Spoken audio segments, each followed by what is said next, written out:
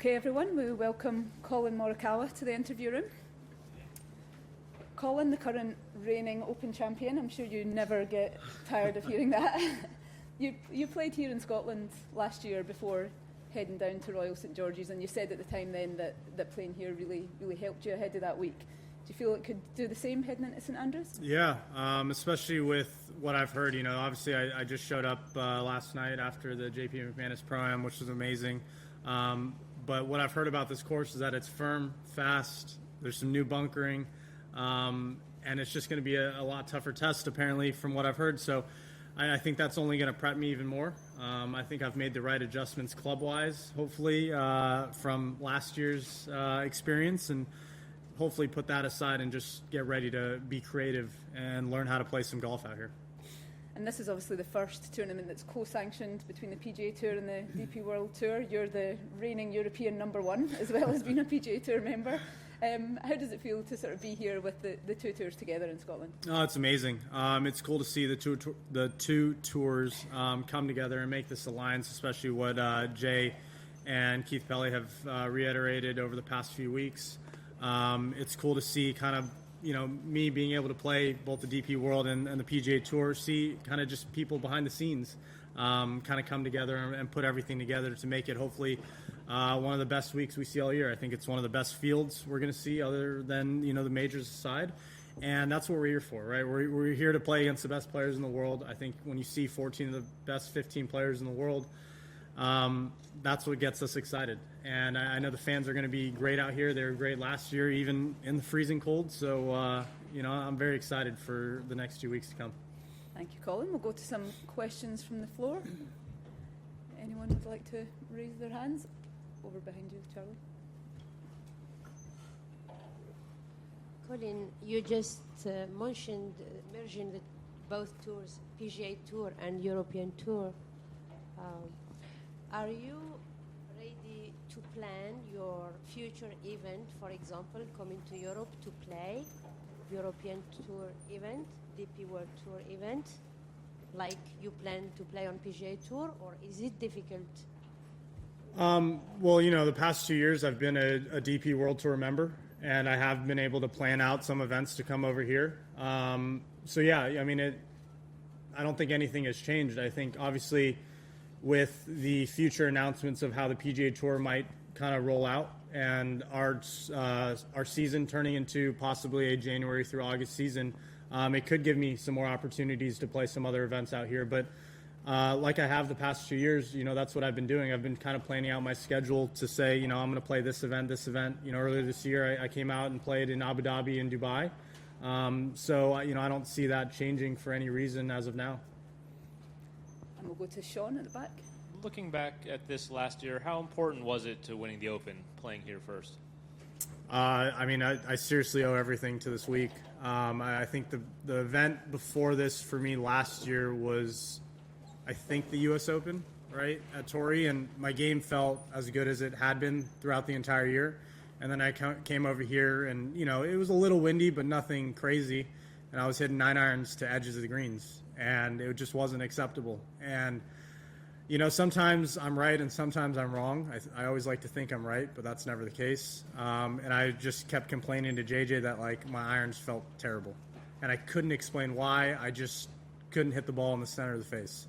So, you know, without this extra week of just prep here at, you know, at Renaissance and playing here at the Scottish Open, I wouldn't have never thought about changing irons. You know, so if I had just shown up to the Open Championship last year, it probably just would have been a repeat of what I saw last year during this event, was hitting maybe fairways and then missing every green, which, you know, is not the case for trying to win major championships. And then at Brookline, there was the talk about just playing the draw and relying on that. Where are you at now? Are you still playing it? Are we back to the fade? Or? The fades are back. No, you know, I think I like to say the fades are back because I am able to hit the cut shot again. But over the past couple of days, you know, playing in Ireland, playing at Adair Manor, I actually worked the ball a lot more than I have probably ever. And I'm not saying I'm hooking the ball and slicing the ball, but I'm just playing the right shots. And the only time I've really watched a couple of guys do that is JT and Tiger. You know, the few times I played with him, I played at JT this year at the Players when it was super windy, right? And to watch him play that, I think he was bogey free.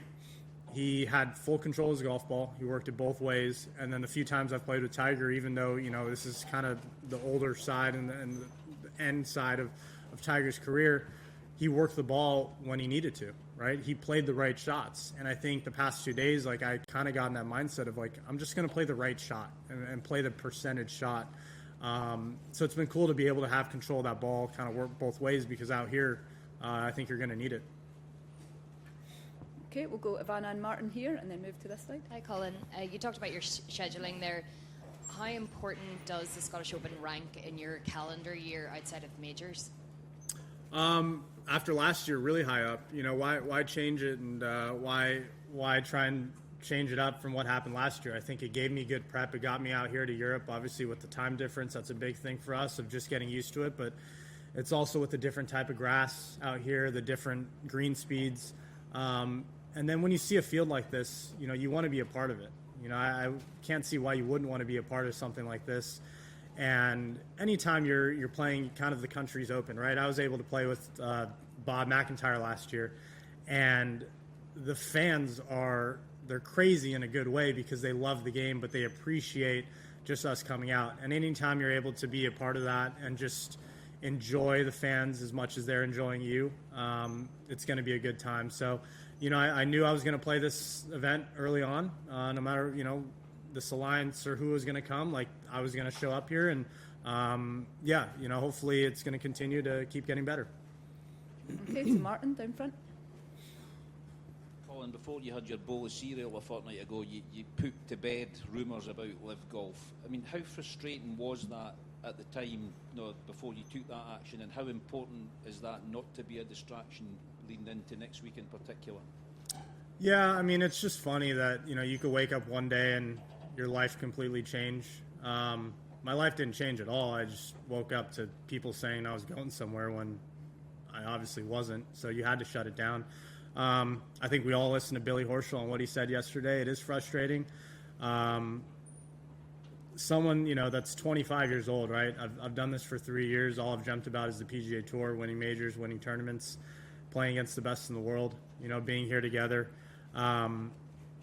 Yeah, I mean, it's annoying, and I'm at this point now, and it was funny because, you know, we go back to my press conference at the U.S. Open, and simply because I reiterated what Brooks had said, that it was frustrating, that made it seem as if I was going to live. And now, if someone says it's frustrating and they compare it to Billy Horschel, does that mean they're all staying on the PGA Tour? I mean, it's funny because we all have our opinions, right? And we all have what we want to say, but all I want to do is focus on each week and focus on the tournaments. So that's why I said it at the U.S. Open, because we were here at Brookline where there's a lot of history, and I didn't care about anything else. Same thing this week. I've already shut it down. I shouldn't have to worry about it. You guys shouldn't have to worry about it. Just let it go. You know, we're here, you know, with an amazing field, 14 of the best 15 players in the world. That should be a storyline. And then for next week, I mean, I could say a mouthful of me being the defending champion, 150th Open at St. Andrews. Tiger Woods is playing again. I mean, does it get better than that? It's tough. It's tough to beat that. We'll go to Jeff, just in the centre. Colin, Tiger mentioned at Adair Manor, he is curious to see how guys play links golf in terms of trajectory. You were talking about shot shapes. He doesn't feel like the way the modern ball goes, necessarily guys will try to flight the ball more. Is that something you are working on and trying to get the ball down lower this week, just with a day like today? Yeah, you know, I'm actually absolutely. I think you have to flight the ball. I mean, if you think you can hit it like that and get away with 25-mile-per-hour winds from past experience, I don't think it's possible. But you know what? I'm really happy today's blowing 25, 30 miles per hour, because that's probably the most amount, or I'm not going to say most amount of wind. That's on the top end of a lot of wind that we're going to probably see over the next 2 weeks, which is good. You know, that's the prep you want. You know, it sucks when you have zero wind in practice rounds and then you show up to the tournament and it's gusting. But it's only going to get you ready. And I think for me at this point, you know, having been in Europe for a few days, or, you know, a handful of days now, it's just to come over here and play golf. I think that's what I've learned. I think that's what Jordan said last year at the Open in his presser, was like, you have to be creative. You have to forget about what angles and what trajectories and what all the numbers go out the window when you play out here when it's that windy. Like, you have to learn how to play golf, hit different shots, high, low, left, right. So I'm really happy to go out there and play in the Pro-Am later this evening to kind of figure out, you know, what I need to just work on to get the ball doing what I want. That's the biggest thing, is can it match, you know, what you're seeing. Okay. Alistair over on the right. Hi, Colin. On to more serious matters. Justin Thomas was talking about taking part in the Slime Cup when he was in earlier. You were too. How did you enjoy that one? Oh, I hated losing to JT in the Slime Cup. Look, it was so much fun to get, you know, a group of not just golfers but celebrities and other athletes do that. It was in a place that I actually grew up playing golf. We were there at Brookside Brookside Golf Course, right at the Rose Bowl where I grew up, 5 minutes from my house. Never in a million years would I would have thought that's where I'd be playing golf in, you know, mitts and a Ninja Turtle outfit and getting slimed on. But it was so much fun. You know, I think we all had a great time. It was something that I heard a lot of, you know, parents that I've grown up with that have, you know, other younger kids that enjoyed it. Those are the texts we like to see. You know, those are the texts that you just, like, their kids, maybe that's what gets them interested, because, you know, we were wearing mitts and we couldn't hit a golf ball because it didn't look like golf. But all the you know, thoughts about what golf is can always be changed, and hopefully, you know, that was one way, you know, kids kind of get introduced to the game. I mean, we've heard a lot from the live players, particularly, about growing the game.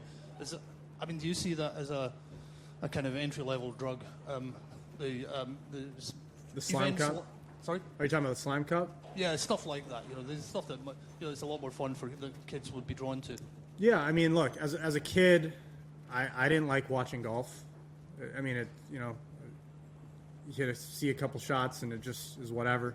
But if you see us getting slimed and running down the fairways and hopping in the golf cart, driving around cones and seeing pizza and I mean, it goes on, right? I think John Rahm was in a SpongeBob outfit. Me and Terry Crews were in a Ninja Turtle costume. Like, that's what draws kids in. I mean, that's what, as a 8-year-old or say, whatever, 5-year-old, like, that's what would draw me in and be like, huh, you know what, this is a cartoon, kind of. What are they doing, right? What's that? And then their parents might tell them, oh, that's golf. So then maybe they bring them to the driving range, and maybe they, you know, hit a couple balls and try and do what we did, not in a costume, hopefully, but, you know, try and hit the ball as far as they can. I think that's what's cool, and that's how you can kind of get them involved and give them opportunities and give them another outlet, rather than say, hey, you know, here's our junior camp in the summer, like, go play this when it's maybe 100 degrees when they'd rather be with friends. I think it's a different visual, right? And that's the biggest thing, is that was so different for a lot of people and a lot of kids and a lot of parents and families, that I think it was an amazing outlet for everyone to go and watch. Okay, so Derek right in the centre. Colin, just taking away the rights and wrongs of live for a minute, how bad a look is it for the game, do you think, that somebody like Ian Poulter, this Ryder Cup hero, playing here, and, you know, the comments from Billy yesterday? I mean, like I said earlier, there's 14 of the best 15 players. You guys write the stories, every one of you guys in here, right?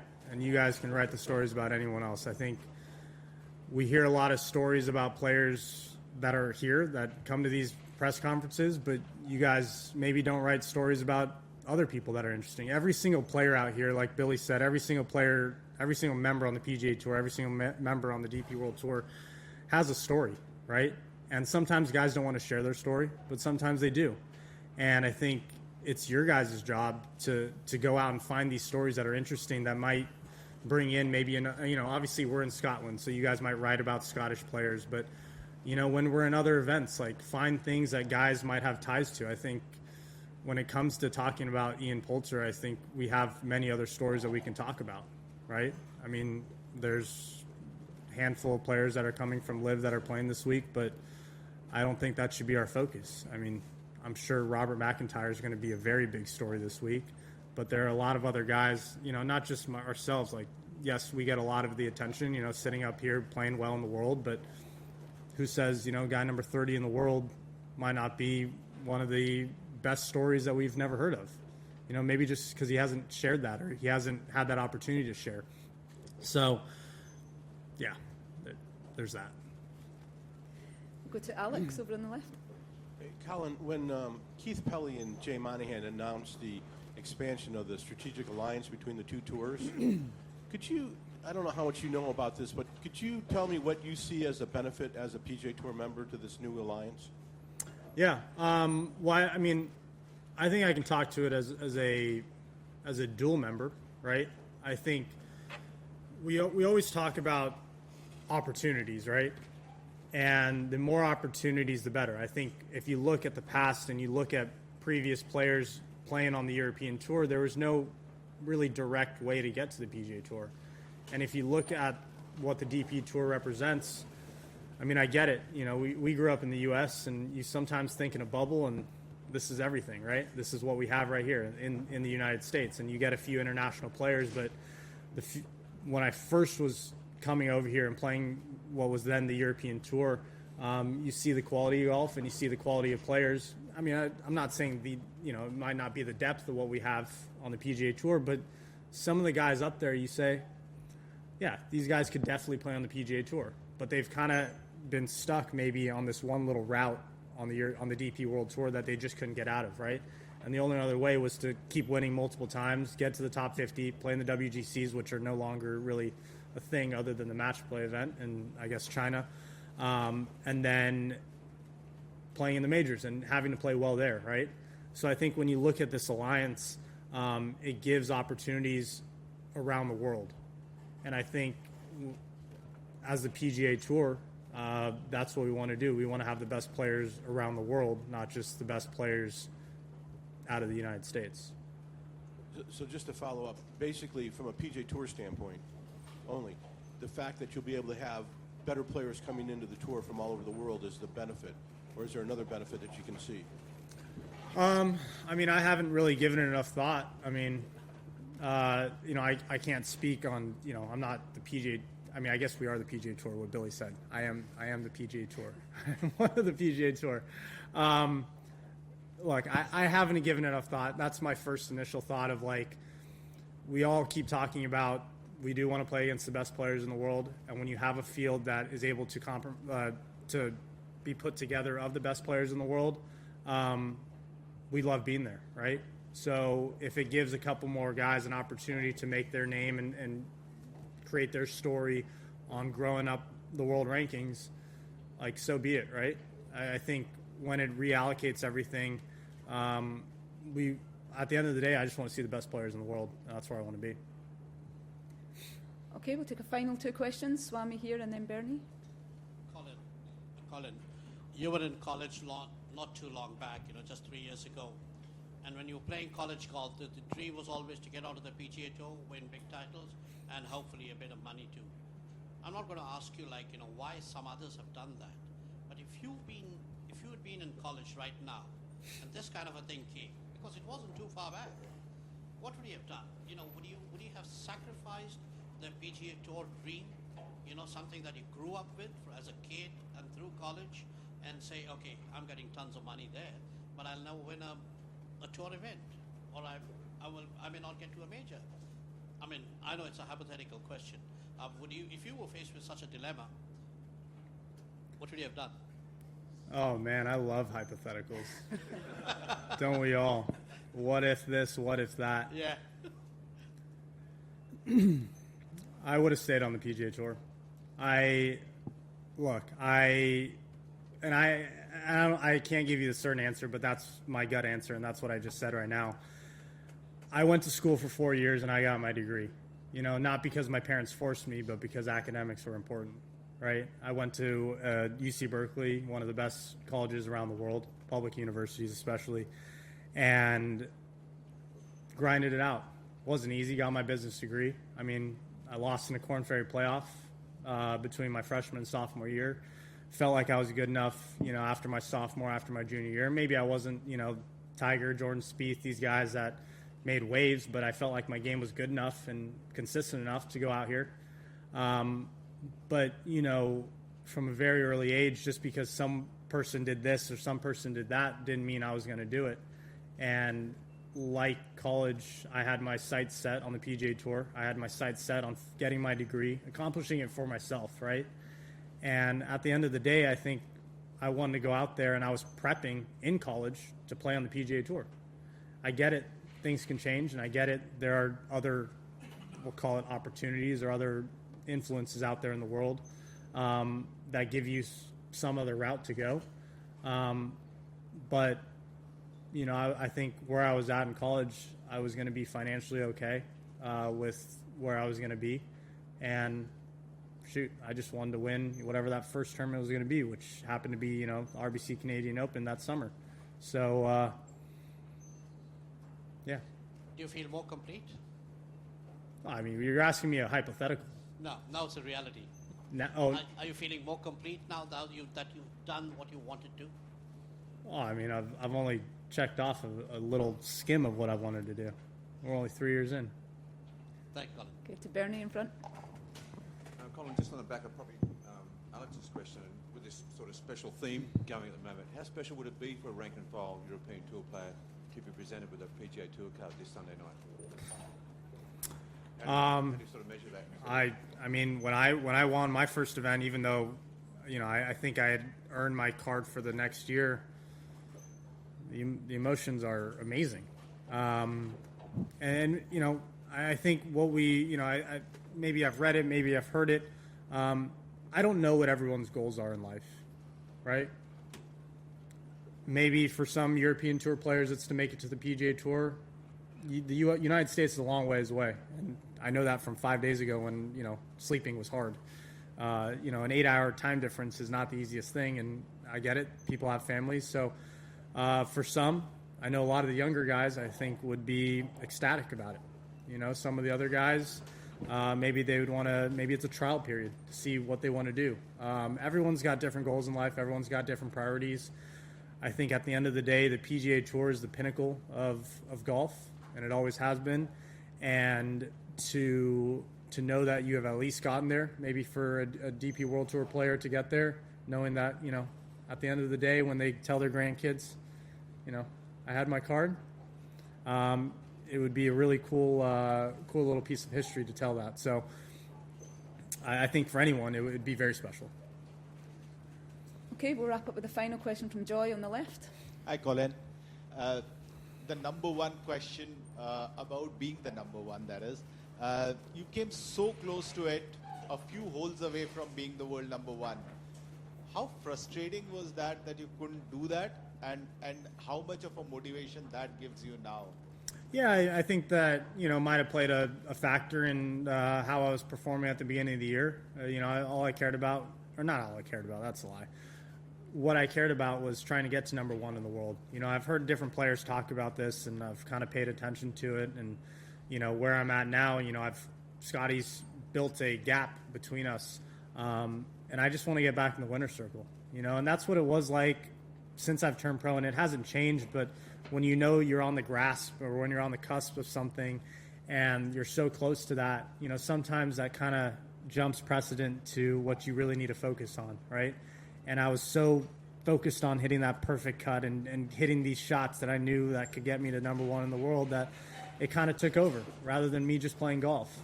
And unfortunately, it didn't hit me until, you know, a few weeks ago at the U.S. Open, where I said, screw it. Let's just go play golf.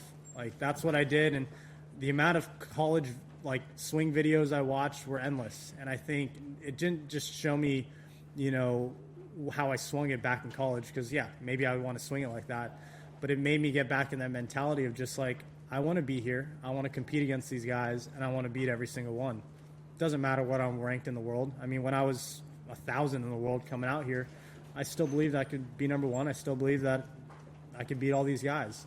And I think when I put my head to that and I put my mindset at that point, it just tells me that, okay, we're here to just play golf. We're here to enjoy it, and we're here to win.